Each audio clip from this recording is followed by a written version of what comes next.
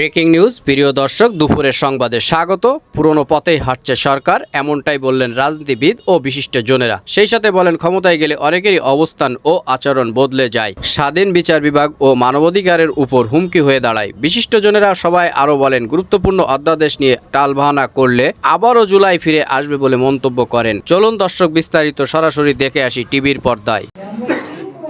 মানবাধিকার ও বিচার বিভাগের স্বাধীনতা নিয়ে রাজধানীতে ভয়েস ফর রিফর্মের এই আলোচনা, যেখানে যোগ দেন রাজনীতিবিদ ও মানবাধিকার কর্মী সহ বিশিষ্টজনেরা।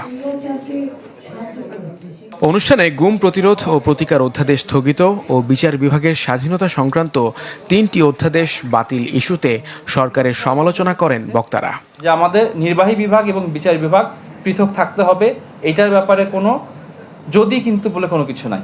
আইনের অনেক কথা আসলে বুঝিয়ে বলা যায় সংসদে, অনেক ঘোর প্যাচ দিয়ে, যেগুলোকে আমরা বলি উকিলি যুক্তি আর কি।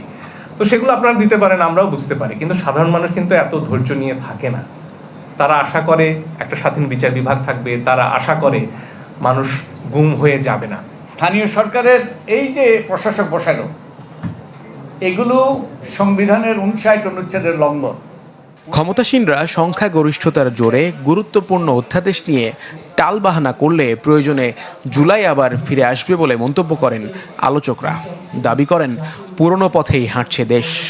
আবারও আমরা সেই পুরনো ব্যবস্থাতেই ফিরে যাচ্ছি, যেখানে বিচার ব্যবস্থা স্বাধীন থাকছে না, এখানে রাজনৈতিক হস্তক্ষেপের সুযোগ থাকছে। ক্ষমতায় বসতে গেলে ভোট লাগে, দল লাগে, ঠিক, কিন্তু গণ অভ্যুত্থান করে সরকারকে পালাতে বাধ্য করতে ভোটও লাগে না, দলও লাগে না। ক্ষমতাসীন দল যদি এই মেজরিটির বড়াই দিয়ে আবার পিছনে হাঁটে, তাহলে জাতি আবার পিছায় যাবে, আবার এই 24 আবার এটাকে পুনর্মঞ্চায়ন করতে হবে।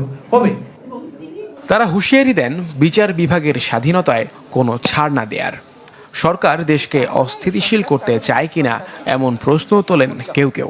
তো উনি এত বড় সাংবিধানিক বিশেষজ্ঞ যে উনি কি এগুলি ডেলিভারেটলি করছেন? আমাদের দেশে একটা গন্ডগোল তৈরি করার জন্য বুঝেশোনা করছেন, ডেলিভারেটলি করছেন? কেন করছেন? এই রহস্য আমাদের বের করতে হবে। যেখানে সালাউদ্দিন আহমেদ সাহেব নিজে এরকম ভাবে গুম হয়েছিলেন, তিনি কি করে ভাবেন? তিনি তো অবশ্যই এটাকে আরো ভালো করতে চাইবেন। বাস্তবতা হচ্ছে, রাজনীতিবিদরা যা বলে আর যা করে তার মধ্যে সাধারণত ফাঁক থাকে। অভ্যুত্থান পরবর্তী বাংলাদেশের বিচার ব্যবস্থাকে রাজনৈতিক হস্তক্ষেপের বাইরে রাখার আহ্বান জানান বিশিষ্টজনেরা। আমাদের অপরাজনীতির এই চেহারার কারণেই সবাই যে কোনো মূল্যে পার্লামেন্টে যেতে চায়। দর্শক, চাঞ্চল্যকর সব সংবাদ দেখতে আমাদের খুলনা চ্যানেলটা সাবস্ক্রাইব করে বেল বাটনটি অন করে পাশে থাকুন।